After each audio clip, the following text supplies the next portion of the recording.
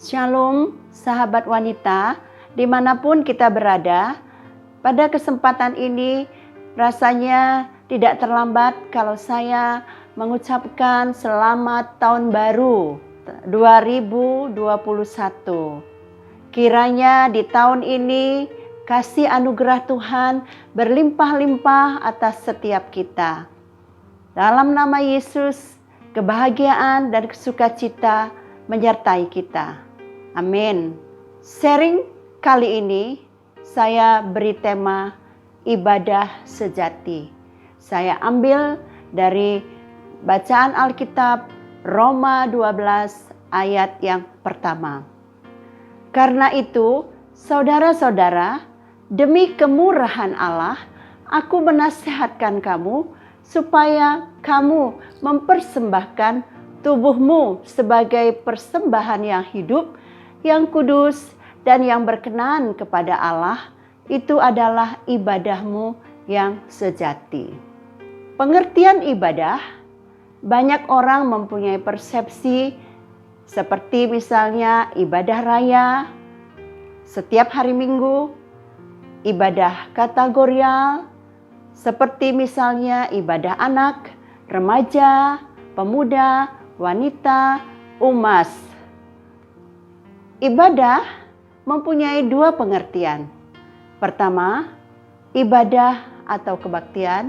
Yang kedua, memiliki arti perbuatan untuk menyatakan bakti kepada Tuhan, atau bahasa sederhananya yaitu pengabdian secara total kepada Allah. Contoh, melayani dan memberitakan kabar baik. Ibadah sejati adalah mempersembahkan tubuh sebagai persembahan yang hidup dan yang berkenan kepada Allah.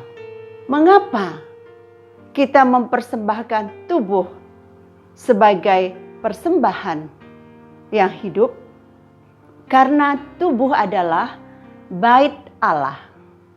Dalam 1 Korintus 3 ayat yang ke-16 dikatakan bahwa tidak tahukah kamu bahwa kamu adalah bait Allah dan roh Allah diam di dalam kamu? Sebab hidup itu lebih penting daripada makanan dan tubuh itu lebih penting dari pakaian, seperti apa yang dikatakan Lukas 12 ayat 23. Artinya di sini bahwa tubuh atau kehidupan kita yang kita persembahkan itu lebih penting daripada materi ataupun lain-lainnya yang kita persembahkan. Jadi tubuh kita ini sungguh berharga kalau kita persembahkan untuk kemuliaan Tuhan. Tuhan tidak mau persembahan itu cacat, melainkan harus hidup berdasarkan kebenaran dan kudus, tidak bercacat celah. Nah, bagaimana caranya kita mempersembahkan tubuh sebagai persembahan yang hidup? Dalam Roma 12 ayat 2 dikatakan bahwa janganlah kamu menjadi serupa dengan dunia ini, tetapi berubahlah oleh pembaharuan budimu, sehingga kamu dapat membedakan manakah kehendak Allah, apa yang baik, yang berkenan kepada Allah, dan yang sempurna. Jangan serupa dengan dunia, termasuk di dalamnya adalah keinginan mata. Contoh, ini biasanya sering melanda daripada kaum wanita. Itu sudah hal yang biasa, di mana kalau ibu-ibu, kaum wanita itu suka dengan yang indah-indah. Contoh, kalau pergi ke mall, melihat barang yang indah, rasanya mau membeli.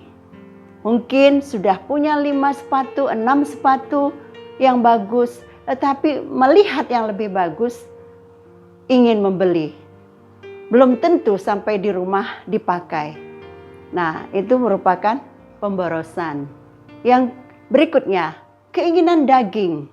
Contohnya seperti dalam Galatia 5 ayat 19, itu ada perbuatan cabul, kemudian hawa nafsu, penyembahan berhala, perseteruan, perselisihan, iri hati, dengki, percideraan, kemabukan, pesta pora, dan lain sebagainya. Itulah contoh-contoh daripada keinginan daging yang dikuasai oleh hawa nafsu manusia. Berikutnya adalah keangkuhan hidup. Contoh keangkuhan hidup yaitu seseorang yang mengandalkan kekuatan diri sendiri, bahwa segala sesuatunya yang dia peroleh karena usaha sendiri, kekuatan sendiri, kehebatannya. Jadi semua berfokus pada kemampuan dirinya sendiri. Baru punya sedikit, mulai keangkuhan itu termanifestasi dalam kesombongan. Nah, itulah yang disebut dengan keangkuhan hidup. Kita harus berubah oleh pembaharuan budi yang dikerjakan oleh Roh Kudus melalui firman-Nya. Roh Kudus mengingatkan kehidupan kita yang kurang baik, Roh Kudus yang mengkoreksi. Dan melalui firman-Nya kita dikuduskan, disucikan. Apa sih sekarang berkat daripada mempersembahkan tubuh sebagai persembahan yang hidup?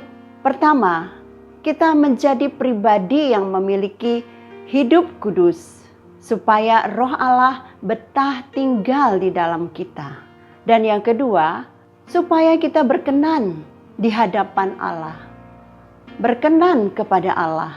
Maka kemurahan dan kebaikan Tuhan menyertai kita, serta Tuhan akan menuntun jalan-jalan kita kepada kebenaran. Kasih anugerah Tuhan menyertai kita.